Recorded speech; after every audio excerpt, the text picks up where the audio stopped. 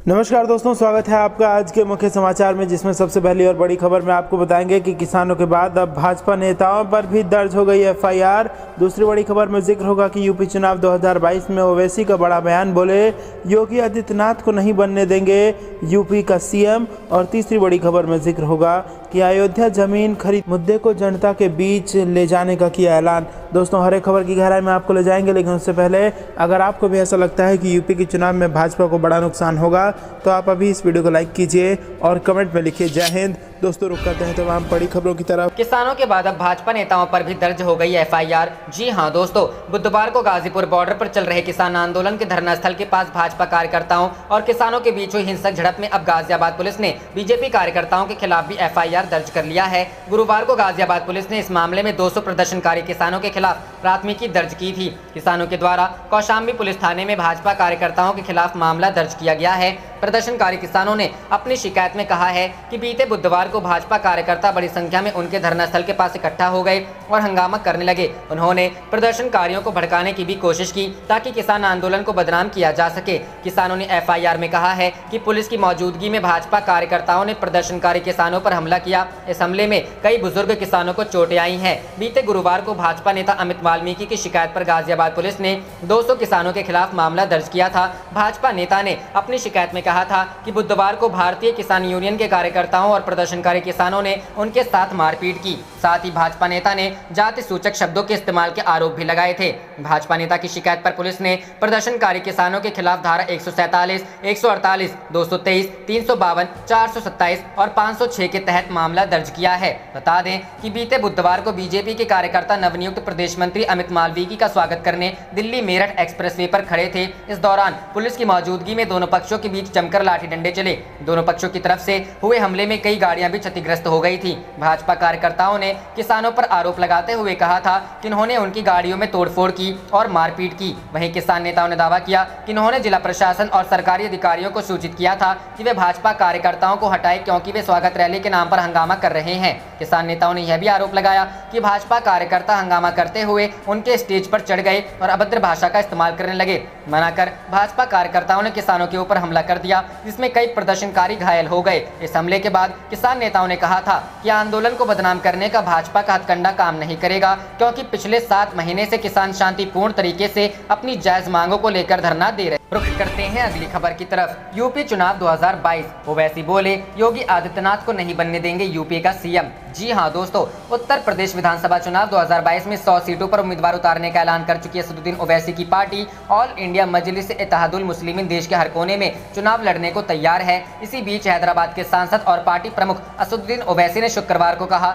योगी आदित्यनाथ को उत्तर प्रदेश का मुख्यमंत्री नहीं बनने देंगे, इंशाअल्लाह। ओवैसी ने कहा अगर हमारे हौसले बुलंद रहेंगे, मेहनत करेंगे तो सब कुछ होगा, मगर हमारी कोशिश यही है कि दोबारा उत्तर प्रदेश में बीजेपी की सरकार ना बने। असदुद्दीन ओवैसी ने शुक्रवार को ट्वीट में कहा भारत के मुस्तकबिल को लेकर मजलिस के पास भी एक विजन है। हमारी जिम्मेदारी है कि हम अपने पैगाम को जनता तक पहुंचाएं और ये सिर्फ आवाम का हक है कि वो हमें अपनाए या ना अपनाए। उत्तर प्रदेश में अगले साल विधानसभा चुनाव होने हैं। असदुद्दीन ओवैसी की इस चुनाव में किस्मत आजमाएगी। ओवैसी ने हाल ही में घोषणा की थी कि उनकी पार्टी AIM 100 सीटों पर चुनाव लड़ेगी। उन्होंने कहा हमने फैसला किया है कि हम 100 सीटों पर अपना उम्मीदवार खड़ा करेंगे। पार्टी ने उम्मीदवारों को चुनने का प्रक्रिया शुरू कर दी है और हमने उम्मीदवार आवेदन पत्र भी जारी कर दिया है। रुख करते हैं अगली खबर की तरफ। अयोध्या जमीन खरीद विवाद को संजय सिंह ने बताया सबसे बड़ा मुद्दा, जनता के बीच ले जाऊंगा। जी हां दोस्तों, आम आदमी पार्टी के राज्यसभा सांसद और यूपी प्रभारी संजय सिंह ने कहा है कि अयोध्या में राम मंदिर निर्माण के लिए जमीन खरीद में हुआ भ्रष्टाचार अब तक का सबसे बड़ा मुद्दा है। संजय सिंह ने भाजपा पर करोड़ों राम भक्तों की आस्था पर चोट पहुँचाने का भी आरोप लगाया है। उन्होंने कहा है कि पार्टी इस मुद्दे को लेकर यूपी विधानसभा चुनाव में जनता के बीच जाएगी। आप नेता संजय सिंह ने कहा है कि इस जमीन घोटाले को लेकर उन्होंने सभी कागजात भी उपलब्ध करा दिए हैं, लेकिन इसके बावजूद आज तक इस मामले में कोई एफआईआर दर्ज नहीं कराई गई है। आम आदमी पार्टी के राज्यसभा सांसद ने आरोप लगाया है कि ट्रस्ट के पदाधिकारियों ने उन पर मानहानि का दावा करने की भी बात कही थी, लेकिन उन्होंने ऐसा अभी तक कुछ भी नहीं किया है। संजय सिंह ने मांग की है कि अगर ट्रस्ट की ओर से कोई मानहानि का मुकदमा उनके खिलाफ दर्ज होता है तो इसकी सुनवाई सरकार फास्ट ट्रैक कोर्ट में कर सकती है। इसके साथ ही उन्होंने कहा है कि 2022 में होने वाले यूपी विधानसभा चुनाव के लिए पार्टी बेरोजगारी, महंगाई, ऑक्सीजन घोटाला, PPE किट और थर्मामीटर घोटाले को लेकर भी जनता के बीच जाएगी। वहीं कानपुर के बिकरू कांड के 1 साल पूरे होने पर आम आदमी पार्टी के राज्यसभा सांसद और यूपी प्रभारी संजय सिंह ने योगी सरकार पर निशाना साधा है। उन्होंने कहा है कि योगी सरकार बिकरू कांड में 4 महिलाओं और बच्चों को बेवजह फंसाकर उनका उत्पीड़न कर रही है। उन्होंने कहा है कि खुशी दुबे, शांति दुबे, क्षमा दुबे व विकास दुबे की नौकरानी रेखा अग्निहोत्री और उसके बच्चों को जेल में ठूस दिया गया है, जबकि उनका कोई अपराध नहीं है। संजय सिंह ने कहा है कि योगी सरकार तानाशाही और हिटलरशाही पर उतर आई है और अपराधियों और माफियाओं पर कार्रवाई के नाम पर मासूमों के साथ जुल्म कर रही है। उन्होंने सरकार के इस रवैये को गलत बताते हुए बड़ा दिल दिखाते हुए महिलाओं और बच्चों पर दर्ज मुकदमे तत्काल वापस लिए जाने और उन्हें रिहा करने की भी मांग की है। रुख करते हैं अगली खबर की तरफ। प्रियंका गांधी वाड्रा का दावा, यूपी विधानसभा चुनाव 2022 में संगठन की राय सबसे महत्वपूर्ण होगी। जी हां दोस्तों, कांग्रेस महासचिव और उत्तर प्रदेश की प्रभारी प्रियंका गांधी वाड्रा ने शुक्रवार को पार्टी कार्यकर्ताओं को 2022 में होने वाले विधानसभा चुनाव के लिए तैयारी करने का आह्वान करते हुए दावा किया कि चुनाव में संगठन की राय सबसे महत्वपूर्ण होगी। कांग्रेस प्रदेश मुख्यालय से जारी बयान के अनुसार शुक्रवार को प्रयागराज और सुल्तानपुर में आयोजित प्रशिक्षण शिविरों को वीडियो कॉन्फ्रेंस से संबोधित करते हुए प्रियंका गांधी वाड्रा ने कहा, चुनाव में संगठन की राय सबसे महत्वपूर्ण होगी। संगठन निर्माण का काम सबसे महत्वपूर्ण है और पदाधिकारी मजबूती से जुटे रहे। कांग्रेस जोनवार प्रशिक्षण शिविर आयोजित कर रही है, जिसमें ब्लॉक अध्यक्ष, जिला और शहर अध्यक्षों के अलावा प्रदेश के पदाधिकारी शामिल हो रहे हैं। कांग्रेस प्रवक्ता के अनुसार शुक्रवार के शिविर में प्रियंका ने मजबूत संगठन, बूथ निर्माण और सोशल मीडिया पर मंथन किया। इस अवसर पर बढ़ती महंगाई, खेती किसानी के सवाल पर आंदोलन की रणनीति पर चर्चा की गई। रुख करते हैं अगली खबर की तरफ। बंगाल विधानसभा में हंगामा, जय श्री राम के नारे लगा बीजेपी विधायकों ने किया वॉकआउट, अभिभाषण न पढ़ सके राज्यपाल। जी हां दोस्तों, पश्चिम बंगाल विधानसभा में शुक्रवार को जमकर हंगामा हुआ। यह बवाल राज्यपाल जगदीप धनखड़ के अभिभाषण के दौरान कटा था। विपक्षी दल भारतीय जनता पार्टी के विधायकों ने यह हंगामा किया था। हंगामा इतना जबरदस्त था कि राज्यपाल अपना अभिभाषण भी पूरा न पढ़ पाए और पहले दिन का सत्र समाप्त कर दिया गया। दरअसल सूबे में कुछ रोज पहले चुनाव हुए थे, जिसके बाद शुक्रवार तो विस का पहले सत्र की शुरुआत हुई। जानकारी के अनुसार गवर्नर के अभिभाषण के साथ इसका आगाज होना था, पर जैसे ही शुरुआत हुई बीजेपी के कई विधायक हंगामा काटने लगे। ऐसे में धनखड़ ने स्पष्ट कर दिया है कि वह सरकार की लिखी हुई सभी चीजें सदन में नहीं बोलेंगे। समाचार एजेंसी ANI के मुताबिक बीजेपी के विधायकों ने सदन से वॉकआउट कर दिया था। सूबे में चुनाव के बाद हुई हिंसा को लेकर उन्होंने राज्यपाल के संबोधन के दौरान हंगामा किया था।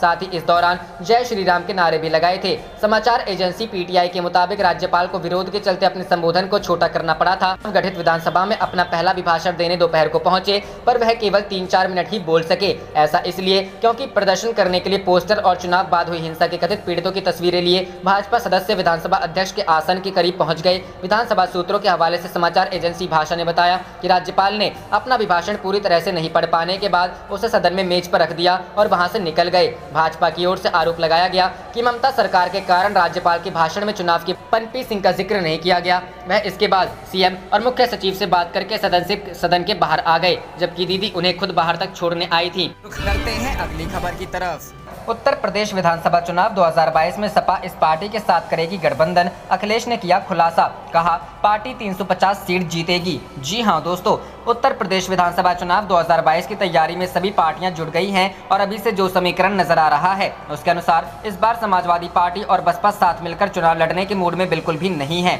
बसपा सुप्रीमो मायावती ने पहले ही ऐलान कर दिया है कि वे अकेले चुनाव लड़ेंगी। ऐसे में सपा की रणनीति गठबंधन को लेकर क्या होगी, इस पर सपा अध्यक्ष और प्रदेश के पूर्व मुख्यमंत्री अखिलेश यादव ने कहा कि उनकी पार्टी छोटे दलों के साथ गठबंधन करेगी। अखिलेश यादव ने आज अपने जन्मदिन के अवसर पर मीडिया से बात करते हुए कहा कि उत्तर प्रदेश के लोग बदलाव चाहते हैं और वे बदलाव के लिए वोट करेंगे। अखिलेश ने कहा कि भाजपा की सरकार को गरीबों और बेरोजगारों की चिंता नहीं है, वह मुद्दों पर बहस नहीं करना चाहती है। पार्टी ने अपने घोषणा पत्र को कूड़ेदान में डाल दिया है और जनता के साथ छल किया है। उन्होंने आरोप लगाया कि योगी आदित्यनाथ की सरकार ने अधिकारियों को मनमानी करने की छूट दे रखी है। उन्होंने यह भी कहा कि 2022 में यूपी में चुनाव नहीं होगा बल्कि लोकतांत्रिक क्रांति होगी। उन्होंने यह भी विश्वास जताया कि उनकी पार्टी विधानसभा की कुल 403 सीटों में से 350 सीटें जीतेगी, क्योंकि आम जनता भाजपा सरकार के खिलाफ है। कोविड-19 टीकाकरण पर तीखा हमला कर चुके अखिलेश यादव ने आज कहा कि सबको टीका लगवाना चाहिए। उन्होंने अपने टीकाकरण पर कहा कि जब उत्तर प्रदेश में सबका टीकाकरण हो जाएगा तो वे भी लगवा लेंगे। गौरतलब है कि पिछले दिनों एक तस्वीर सामने आई थी जिसमें मुलायम सिंह यादव टीका लगवाते नजर आ रहे थे। उसके बाद से अखिलेश यादव ने टीकाकरण पर सकारात्मक बयान दिया। रुख करते हैं अगली खबर की तरफ। गाजीपुर बवाल पर अब किसानों ने बीजेपी पर दर्ज कराया केस। कल बॉर्डर पर हो गई थी भिड़ंत। जी हां दोस्तों, गाजीपुर बॉर्डर पर बुधवार को किसानों और बीजेपी कार्यकर्ताओं के बीच झड़प के मामले में गुरुवार को किसानों की शिकायत पर केस दर्ज कर लिया है। पुलिस ने ये केस बीजेपी कार्यकर्ताओं के खिलाफ दर्ज किया है। इससे पहले बुधवार को बीजेपी ने 200 अज्ञात किसानों पर एफआईआर दर्ज कराई थी। बुधवार को गाजियाबाद के यूपी गेट बॉर्डर पर भारतीय किसान यूनियन और बीजेपी कार्यकर्ताओं के बीच हिंसक झड़प हो गई थी। इस बवाल में कई गाड़ियों में तोड़फोड़ भी हुई थी। इस मामले पर गुरुवार को किसानों ने बीजेपी के खिलाफ एफआईआर दर्ज करा दी है। ये एफआईआर गाजियाबाद के कौशाम्बी थाने में आईपीसी की धारा 147, 323, 504 और 506 के तहत दर्ज कराई गई है। शिकायत में बीजेपी कार्यकर्ताओं पर मारपीट और झगड़े के लिए उकसाने का आरोप लगाया है। ये भी कहा गया है कि बीजेपी कार्यकर्ताओं ने मंच में आकर गाली गलौज की और किसानों के साथ मारपीट की। एफआईआर में आरोप लगाया गया है कि बीजेपी कार्यकर्ताओं ने दिन दहाड़े किसानों को डराने और जान से धमकी देने की नियत से हमला किया था। इससे पहले बुधवार को बीजेपी नेता अमित वाल्मीकि ने 200 अज्ञात लोगों के खिलाफ केस दर्ज कराया है। बीजेपी ने अपनी शिकायत में आरोप लगाया है कि भारतीय किसान यूनियन से जुड़े 200 लोग लाठी डंडे लेकर उनके सामने आए और उनके साथ मारपीट की। इस बीच बीजेपी के खिलाफ कार्रवाई की मांग को लेकर संयुक्त किसान मोर्चा ने धरना दिया। संयुक्त किसान मोर्चा ने बीजेपी और पुलिस के बीच मिलीभगत होने का आरोप भी लगाया। मोर्चा का कहना था कि यूपी पुलिस ने बीजेपी की शिकायत दर्ज कर ली है, लेकिन किसानों की शिकायत दर्ज नहीं कर रही है। इसको लेकर यूपी के कई पुलिस थानों के बाहर मोर्चे ने धरना दिया। हालांकि बाद में गाजियाबाद के कौशाम्बी थाने में किसानों की एफआईआर भी दर्ज कर ली गई है। रुख करते हैं अगली खबर की तरफ। मेडिकल सेक्टर को प्राथमिकता नहीं दे रही सरकारें, यह है चिंता का विषय। सीजेआई रमन्ना। जी हां दोस्तों, भारत के प्रधान न्यायाधीश एनवी रमन्ना ने कहा है कि सरकारें मेडिकल सेक्टर को प्राथमिकता नहीं दे रही है। उन्होंने कहा कि देश में मेडिकल प्रोफेशनल और इंफ्रास्ट्रक्चर की भारी किल्लत है, लिहाजा इस पर तुरंत ध्यान देने की जरूरत है। साथ ही उन्होंने कहा कि किसी और की नाकामी के चलते डॉक्टरों पर ड्यूटी के दौरान हमले किए जा रहे हैं। सीजेआई ने ये बातें डॉक्टर्स डे पर डॉक्टरों को संबोधित करते हुए कही। इस मौके पर उन्होंने डायबिटीज के खिलाफ एक कैंपेन को भी लॉन्च किया। सीजेआई ने कहा कि तंबाकू और पल्स पोलियो अभियान जैसे जागरूकता आंदोलन शुरू करने की आवश्यकता है और राज्यों को बड़े पैमाने पर कदम उठाना होगा। प्रधान न्यायाधीश एनवी रमन्ना ने कहा, ये बेहद दुखद है कि ड्यूटी के दौरान हमारे डॉक्टरों पर बेरहमी से हमला किया जा रहा है। ऐसा क्यों है कि मेडिकल प्रोफेशन और की नाकामी के लिए सजा पा रहे हैं? चिकित्सा पेशेवरों, बुनियादी ढांचे, दवाओं और पुरानी प्रौद्योगिकियों, इन चीज़ों पर सरकार ध्यान नहीं दे रही है। उन्होंने आगे कहा कि चिकित्सा क्षेत्रों को प्राथमिकता न देना तत्काल चिंता का विषय है। उन्होंने कहा कि लोग ईमानदारी से 1 जुलाई को डॉक्टरों का अभिवादन तभी कर सकते हैं जब संबंधित चिकित्सा निकाय और सरकारी एजेंसियां इन चिंताओं को दूर करने के लिए एकजुट हों। न्यायमूर्ति एनवी रमन्ना ने कहा कि ड्यूटी के दौरान डॉक्टरों पर हमला किया जाता है। उन्होंने कोरोना के दौरान डॉक्टरों से काम की जमकर तारीफ की। उन्होंने कहा, इंडियन मेडिकल एसोसिएशन के आंकड़े बताते हैं कि 798 से अधिक डॉक्टरों ने कोरोना की दूसरी लहर में अपनी जान गंवाई। मेरी प्रार्थना है और सहानुभूति उन चिकित्सा पेशेवरों और स्वास्थ्य कर्मियों के परिवारों के लिए है जिन्होंने कोरोना महामारी में अपनी जान गंवाई है। दुनिया अभी भी महामारी के विनाशकारी प्रभाव से जूझ रही है। डॉक्टर अथक और निस्वार्थ भाव से घातक महामारी के खिलाफ लड़ रहे हैं। भाषण में सीजेआई ने इस बात को लेकर भी अफसोस जताया कि डॉक्टर 8 से 9 साल की मेहनत और पढ़ाई के बाद भी अच्छी सैलरी पाने के लिए संघर्ष करते हैं। साथ ही उन्होंने कहा कि डॉक्टर एक अच्छा अस्पताल खोलने में भी नाकाम रहते हैं।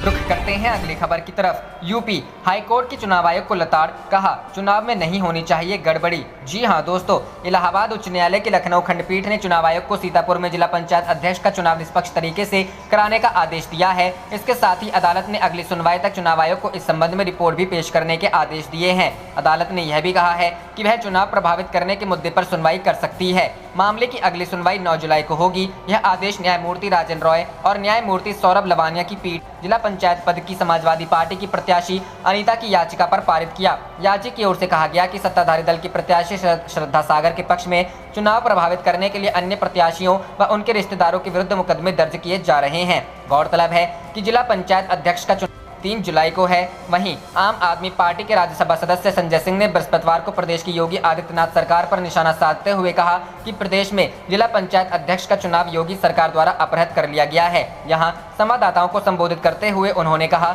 हमारी पार्टी के जिला पंचायत सदस्य कहां जाएंगे, किस पार्टी को मत देंगे, इसकी मैं कोई गारंटी नहीं ले सकता। बुलंदशहर में हमारी पार्टी के 3 सदस्यों पर पुलिस ने एफआईआर दर्ज किया और दबाव बनाया। उन्होंने कहा कि इतिहास में पहली बार 25 जिलों में निर्विरोध जिला पंचायत अध्यक्ष चुने गए। आज तक उत्तर प्रदेश में ऐसा नहीं हुआ। समाजवादी पार्टी के प्रत्याशियों को मार मार कर भगा दिया जा रहा है। उन्होंने बताया कि 8 जुलाई से 8 अगस्त तक पूरे उत्तर प्रदेश में आम आदमी पार्टी का सदस्यता अभियान शुरू हो रहा है। इसमें 403 विधानसभा क्षेत्रों में 1 करोड़ सदस्य बनाने का लक्ष्य हमने रखा है। पार्टी ने 403 विधानसभा क्षेत्रों के प्रभारी बनाए हैं और प्रत्येक विधानसभा क्षेत्र में कम से कम 25,000 सदस्य बनाने का लक्ष्य हमने रुख करते हैं अगली खबर की तरफ। आखिर क्यों योगी सरकार ने राकेश टिकैत की सुरक्षा बढ़ा दी? जी हां दोस्तों, नए कृषि कानून के खिलाफ आंदोलन कर रहे किसान नेता राकेश टिकैत की सुरक्षा बढ़ा दी गई है। लगातार मिल रही धमकियों के मद्देनजर उत्तर प्रदेश सरकार ने राकेश टिकैत को 2 और गनर दिया है। अब उनकी सुरक्षा में 3 गनर तैनात रहेंगे। राकेश टिकैत किसान आंदोलन के बड़े चेहरों में से एक हैं और उन्हें लगातार धमकियां मिल रही हैं। भारतीय किसान यूनियन के प्रवक्ता राकेश टिकैत पिछले 7 महीने से नए कृषि कानूनों का विरोध कर रहे हैं। वह किसानों के साथ दिल्ली के गाजीपुर बॉर्डर पर डटे हुए हैं। 26 जनवरी की हिंसा के बाद जब पुलिस ने गाजीपुर बॉर्डर को खाली कराने की कोशिश की तो राकेश टिकैत के आंसुओं ने आंदोलन को दोबारा खड़ा कर दिया। तब से राकेश टिकैत किसान आंदोलन के पोस्टर बॉय बन गए हैं। जगह जगह उनकी सभाएं होती हैं। इसी बीच राकेश टिकैत को कॉल और व्हाट्सएप के जरिए धमकियां मिलने का सिलसिला शुरू हुआ। राकेश टिकैत को अप्रैल और मई में गालियां देते हुए जान से मारने की धमकी दी गई थी। इस मामले में कौशाम्बी थाने में रिपोर्ट भी दर्ज कराई गई थी। इससे पहले राकेश टिकैत को दिसंबर में फोन पर धमकी मिली थी। इस मामले में पुलिस ने बिहार के भागलपुर से एक युवक मानव मिश्रा को गिरफ्तार किया था। फिर अप्रैल में फिरोजाबाद के एक युवक को राकेश टिकैत को धमकी देने के आरोप में पकड़ा गया था। हाल ही के दिनों में राकेश टिकैत को धमकी मिलने का सिलसिला बढ़ गया है। इन धमकियों के मद्देनजर उत्तर प्रदेश सरकार अब राकेश टिकैत की सुरक्षा से कोई समझौता नहीं करना चाहती है। यही कारण है कि शासन के आदेश के बाद मुजफ्फरनगर पुलिस लाइन से राकेश टिकैत को 2 सुरक्षा कर्मी उपलब्ध करा दिए गए हैं। अब राकेश टिकैत की सुरक्षा में 3 गनर तैनात रहेंगे। करते हैं अगली खबर की तरफ। यूपी की सियासत में श्री कृष्ण की एंट्री, नए नारे के साथ दिखे अखिलेश यादव के पोस्टर। जी हां दोस्तों, उत्तर प्रदेश की सियासत में भगवान श्री राम के बाद प्रभु श्री कृष्ण की एंट्री भी हो गई है। लखनऊ की सड़कों पर समाजवादी पार्टी के अध्यक्ष अखिलेश यादव के नए पोस्टर और होर्डिंग दिख रहे हैं, जिस पर नया नारा लिखा हुआ है, कृष्ण कृष्ण हरे हरे, अखिलेश भैया घरे घरे। यह पोस्टर मुख्यमंत्री आवास के चौराहे और लखनऊ के अन्य प्रमुख चौराहों पर लगाया गया है। गौरतलब है कि समाजवादी पार्टी इस वक्त 2022 में होने वाले यूपी विधानसभा चुनाव की तैयारियों में जोर शोर से जुटी हुई है। पार्टी 5 साल बाद फिर से सत्ता में वापसी करना चाहती है। इस बीच उत्तर प्रदेश की राजधानी लखनऊ में सपा के नए नए पोस्टर और होर्डिंग लगे नजर आ रहे हैं। बता दें कि यूपी की सत्ता में वापसी करना अखिलेश यादव के सामने सबसे बड़ी चुनौती है। समाजवादी पार्टी की लड़ाई सीधे बीजेपी से है। हालांकि इन दिनों अखिलेश यादव काफी मेहनत कर रहे हैं। कोविड का पहला चरण खत्म होने के बाद जब अनलॉक हुआ तो अखिलेश यादव ने उत्तर प्रदेश के सभी 75 जिलों का दौरा किया। अखिलेश यादव ने 240 विधानसभा सीटों पर प्रशिक्षण शिविर में हिस्सा लिया। अखिलेश यादव इस दौरान समाजवादी पार्टी के कार्यकर्ताओं के घर रात 12-1 बजे तक उनसे मिलने पहुंच जाते थे। उन्होंने हर जिले में प्रशिक्षण शिविर के दौरान लगभग 1500 कार्यकर्ताओं के साथ 1-to-1 बातचीत कर उनके साथ फोटो भी खिंचवाई। इसके अलावा अखिलेश यादव ने यूपी में सोशल इंजीनियरिंग पर काम किया है। वो बीएसपी, कांग्रेस और बीजेपी के कई मजबूत नेताओं को सपा में शामिल करवा चुके हैं। यानी चुनाव से पहले सारे कील कांटे दुरुस्त करने में अखिलेश जुटे हैं। साल 2012 में जब समाजवादी पार्टी चुनाव जीती थी तब उसे 224 विधानसभा सीटें, सपा 2022 में भी ऐसी ही वापसी की उम्मीद लगाए बैठी है। रुख करते हैं अगली खबर की तरफ। सिलेंडर के रेट पर चिदंबरम का मोदी है मुमकिन है वाला तंज, दिया 1 साल का आंकड़ा। जी हां दोस्तों, महंगे पेट्रोल और डीजल से आम आदमी पहले से परेशान है। अब सरकारी तेल कंपनियों ने एलपीजी सिलेंडर की कीमतें भी बढ़ा दी है। इस बार रसोई गैस की कीमत 25.50 रुपए बढ़ाई गई है। इस पर कांग्रेस के वरिष्ठ नेता और पूर्व वित्त मंत्री पी चिदंबरम ने गुरुवार को प्रधानमंत्री नरेंद्र मोदी पर निशाना साधा। उन्होंने केंद्र सरकार पर निशाना साधते हुए कहा, मोदी है मुमकिन है। पूर्व वित्त मंत्री ने इस बारे में एक ट्वीट किया। इसमें उन्होंने 2020 से 2021 के दौरान रसोई गैस की कीमतों में हुई बढ़ोतरी के बारे में बताया। उन्होंने कहा कि एलपीजी सिलेंडर की कीमत नवंबर 2020 में 594 रुपए से बढ़कर 1 जुलाई 2021 को 834 रुपए पर पहुंच गई है। चिदंबरम ने अपने ट्वीट में बताया कि पिछले साल नवंबर से इस साल 1 जुलाई तक सरकारी तेल कंपनियां 7 बार बढ़ोतरी कर चुकी है। पेट्रोल, डीजल, खाद्य तेल के साथ अब एलपीजी की कीमतें बढ़ने से आम आदमी का जीना मुहाल हो गया है। सरकारी तेल कंपनियों ने गुरुवार को रसोई गैस सिलेंडर की कीमतें इजाफा किया। इस बार रसोई गैस की कीमत 25.50 रुपए बढ़ाई गई है। इस बढ़ोतरी के साथ ही अब एलपीजी गैस सिलेंडर की कीमत दिल्ली में 834.50 रुपए प्रति सिलेंडर हो गई है। अभी तक 14.2 किलो का रसोई गैस सिलेंडर दिल्ली में 809 रुपए में बिक रहा था। रुख करते हैं अगली खबर की तरफ। महंगाई और पेट्रोल डीजल की बढ़ी कीमतों को लेकर कांग्रेस करेगी आंदोलन, 7 जुलाई से होगी शुरुआत। जी हां दोस्तों, पेट्रोल और डीजल की बढ़ती कीमतों को लेकर कांग्रेस राष्ट्रव्यापी आंदोलन करेगी। 2022 की तैयारी में जुटी कांग्रेस एक तरफ जहां संगठन मजबूत करने में जुटी है तो वहीं दूसरी तरफ सरकार को विभिन्न मुद्दों पर घेरने की कवायद भी जारी है। प्रदेश अध्यक्ष अजय कुमार लल्लू ने आज कांग्रेस मुख्यालय पर पार्टी के सभी फ्रंटल संगठनों और विभागों के साथ बैठकर तैयारियां शुरू कर दी हैं। पार्टी सूत्रों की माने तो 17 जुलाई को राज्य स्तरीय आंदोलन में प्रियंका गांधी वाड्रा भी शामिल होंगी। बैठकों का दौर जारी है। प्रदेश अध्यक्ष अजय कुमार लल्लू ने बताया कि आंदोलन की शुरुआत 7 जुलाई को तहसील स्तर से होगी। पूरे देश में ब्लॉक, तहसील, जिला और राज्य स्तर पर कांग्रेस कार्यकर्ताओं इसमें जुड़ेंगे। महिला कांग्रेस, युवा कांग्रेस, भारतीय राष्ट्रीय छात्र संगठन, किसान कांग्रेस, मजदूर कांग्रेस, पिछड़ा विभाग, चिकित्सा विभाग, पर्वतीय प्रकोष्ठ, खेलकूद, व्यापार प्रकोष्ठ, सूचना के अधिकार विभाग सहित अन्य सभी कांग्रेस के संगठनों के साथ इसे लेकर बैठकों का दौर जारी है। कांग्रेस के प्रदेश प्रवक्ता अंशु अवस्थी ने बताया कि 7 जुलाई को तहसील स्तर पर थाली बजाकर महंगाई और पेट्रोल डीजल की बेतहाशा बढ़ी कीमतों के खिलाफ प्रदर्शन की शुरुआत होगी। इसके बाद 12 जुलाई को रिक्शा, तांगा, बैलगाड़ी के जरिए 5 किलोमीटर की यात्रा कर जिला मुख्यालयों पर प्रदर्शन होगा। 14 और 15 जुलाई को पेट्रोल पंपों पर हस्ताक्षर अभियान और 17 जुलाई को राज्य स्तरीय प्रदर्शन होगा। सूत्रों के अनुसार राज्य स्तरीय प्रदर्शन में प्रियंका गांधी भी शामिल होंगी।